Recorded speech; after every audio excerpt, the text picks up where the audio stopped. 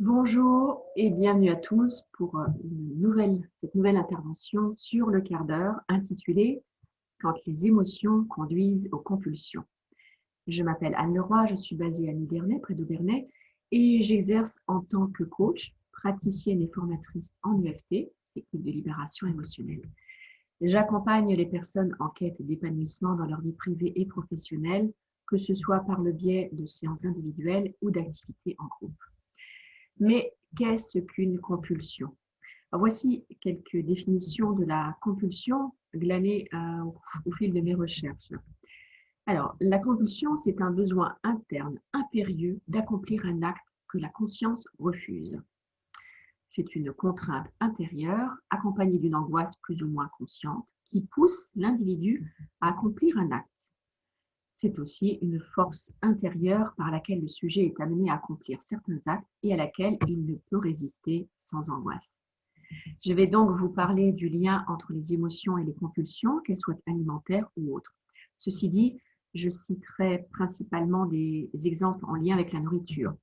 Et c'est bien parce que ce sont les émotions qui mènent aux compulsions que le fait de faire régime ne fonctionne habituellement pas de manière concluante, ou du moins pas durablement. C'est pourquoi il est indispensable de faire un travail sur l'émotionnel pour se libérer des compulsions et autres comportements addictifs.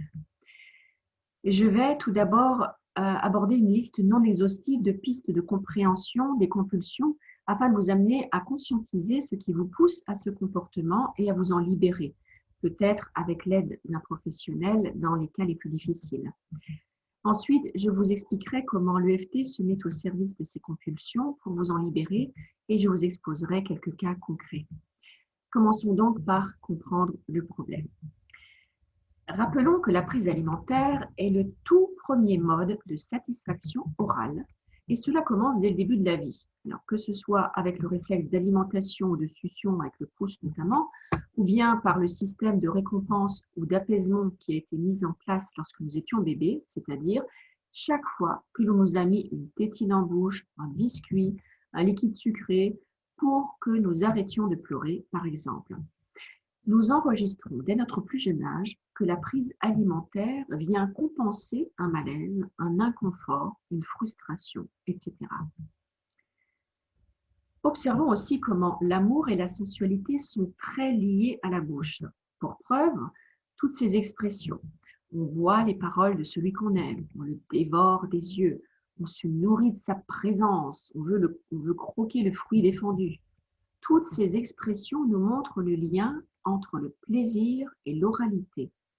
On dit aussi qu'on vit d'amour et d'eau fraîche, mais quand l'autre nous quitte, que les plaisirs et les satisfactions ne sont plus là, eh bien, on se tourne vers un substitut qui va nous apporter ce plaisir perdu. Les addictions nous permettent d'étouffer une angoisse, un problème émotionnel non résolu, un manque. C'est une protection de la part de notre subconscient et qu'apporte la consommation de nourriture, d'alcool, de tabac, de drogue, de jeux vidéo, etc. Au départ, du plaisir, ensuite ça se gâte, surtout qu'il en faut toujours plus car le plaisir n'est plus à la hauteur de nos attentes. Et puis selon l'événement ou le contexte dans lequel est née la compulsion ou l'addiction, on va se tourner vers telle ou telle substance. Il y a aussi la composition ou la symbolique de ce vers quoi nous nous tournons qui a son importance, comme nous le verrons après avec le chocolat. Nous choisissons aussi parfois de dépendre de la nourriture plutôt que d'une personne. Si nous avons souffert à la suite d'une séparation amoureuse, par exemple, eh bien, il nous semblera plus facile de dépendre des aliments que d'une autre personne, source de souffrance, elle. Dans ce cas, le problème est déplacé vers la nourriture et pourtant, c'est le problème de la dépendance à l'autre personne qu'il faudra choisir de traiter en premier lieu et non la dépendance à la nourriture. Vous vous demandez peut-être pourquoi les compulsions se font vers des aliments riches et non vers les fruits frais et les légumes vapeur. Alors, c'est la réputation faite aux aliments riches qui en fait de parfaits sujets de compulsion. En effet, leur réputation d'aliments riches nous amène à en contrôler la consommation. Et qui dit contrôle et tentative de contrôle dit perte de contrôle. Nous perdons le contrôle sur ce que nous essayons de contrôler. Personne ne fait des compulsions de carottes, de choux ou d'épinards parce que personne n'essaie de contrôler sa consommation de ces végétaux.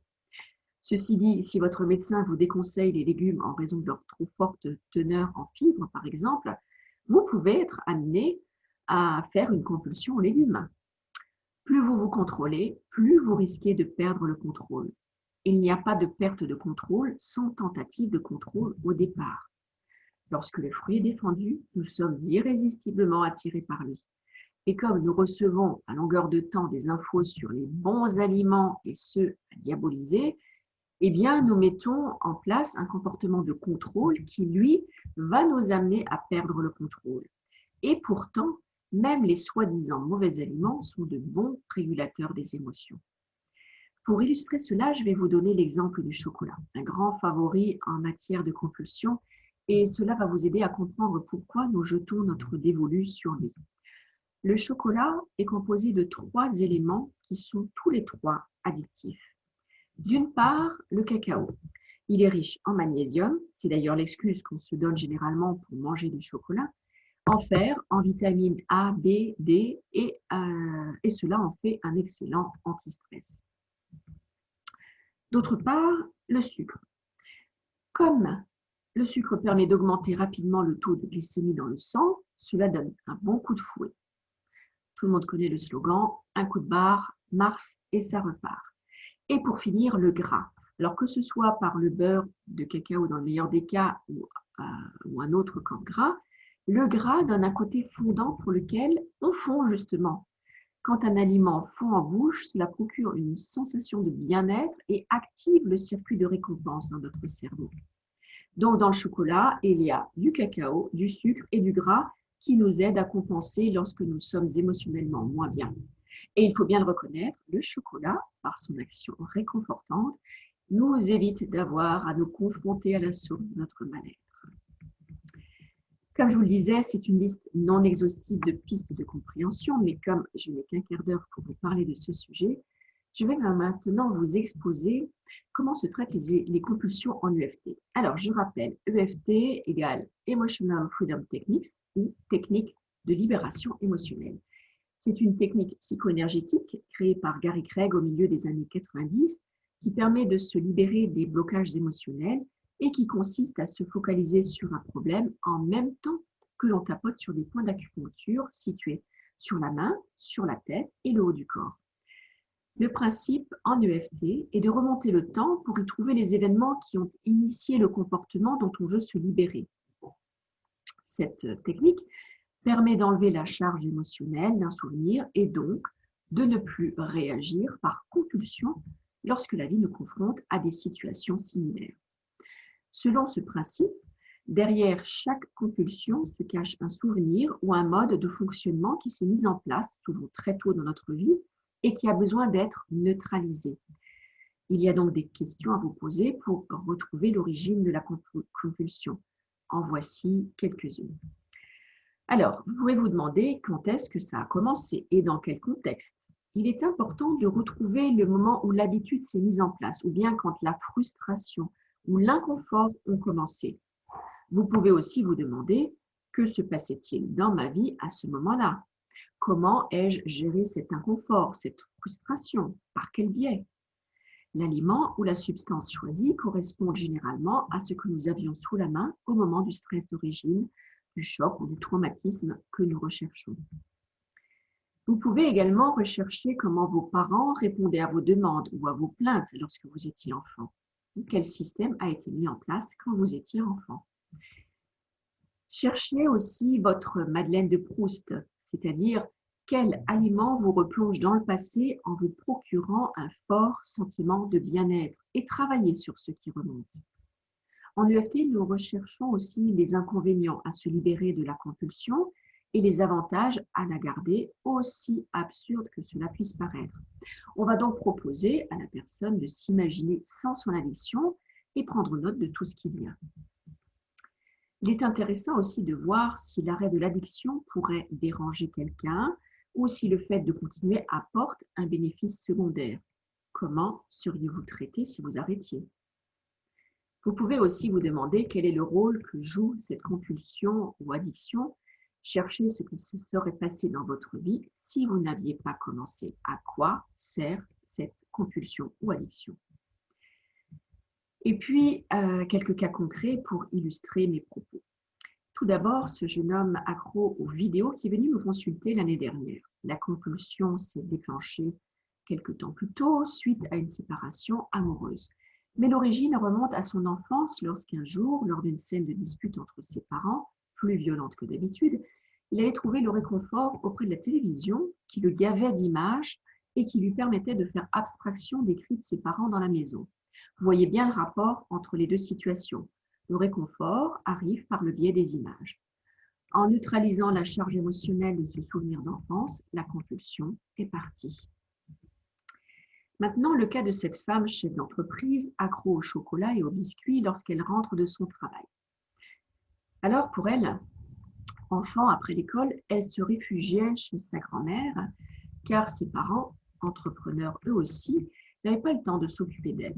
Sa grand-mère, quant à elle, l'accueillait toujours avec une belle boîte en métal remplie de biscuits et de chocolat. Le bonheur, quoi.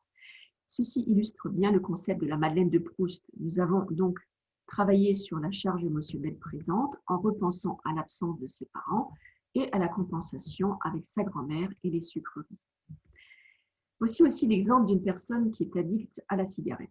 Elle vit dans une famille recomposée et donc nombreuse, et la cigarette est un prétexte pour faire une pause. Lorsqu'elle fume, c'est le seul moment où elle est seule, où on ne la dérange pas, où on lui fout la paix. Lorsque je lui demande « Qu'est-ce qui vous empêche de faire une pause si vous ne fumez pas ?», elle retrouve des souvenirs d'enfance où son père lui faisait des remarques lorsqu'elle ne faisait rien. Faire une pause était mal vu. Elle était traitée de fainéante. Il fallait donc travailler sur ses souvenirs d'enfance pour lui permettre de dissocier cigarette et pause. Elle n'a pas besoin d'une cigarette pour faire une pause. Elle peut faire une pause tout simplement pour elle. Elle n'a pas besoin de faire l'acte de fumer pour pouvoir faire sa pause. Et un dernier exemple personnel, celui-ci. Alors, j'avais réussi à me défaire de la compulsion au chocolat, au gâteau, mais la glace continuait de m'attirer méchamment. Alors, j'ai cherché ce à quoi la crème glacée me ramenait, et c'est là que je me suis remémoré le jour où j'ai été opérée des végétations à l'âge de 4 ans. Mon père ne me montrait guère de signes d'affection, mais le jour de l'opération, c'est lui qui m'a conduite à l'hôpital, et surtout après, il m'a emmenée acheter la crème glacée de mon choix. À l'époque, on favorisait la prise de glace après ce type d'opération. C'est cet événement précis de mon enfance qui a créé cette logique implacable, glace égale réconfort et affection. En conclusion, pour arriver à un rapport sain avec la nourriture ou toute autre substance addictive, il est nécessaire de libérer les émotions qui y sont associées. On peut bien entendu remplacer une source de satisfaction par une autre, mais cela ne fait que déplacer le problème. À votre niveau, vous pouvez déjà commencer par vous observer chaque fois que vous êtes irrésistiblement appelé par un aliment ou une substance et prenez note de ce qui émerge. Pour aller plus loin, je vous propose un atelier ce samedi 17 octobre de 14h à 18h à Strasbourg, lors duquel nous travaillerons sur vos compulsions grâce à l'EFT et selon les pistes que je vous ai présentées précédemment. Si vous ne pouvez y assister, sachez que d'autres dates vous seront proposées ultérieurement. Pour les connaître, consultez la page événements de mon site internet anne-leroy-coaching.fr. Vous pouvez également vous faire accompagner individuellement pour dénouer les liens entre votre passé, vos schémas, vos croyances et vos compulsions. Pour le prochain rendez-vous bien-être du quart d'heure, je vous retrouve le lundi 9 novembre à 15h pour vous parler du PPP, alias processus de paix personnelle, une procédure d'EFT pour déraciner les arbres négatifs dans notre forêt émotionnelle et éliminer ainsi les causes de nos malaises émotionnels et physiques. Je vous en dirai davantage le mois prochain. Merci pour votre écoute. Très bonne journée à vous et à bientôt.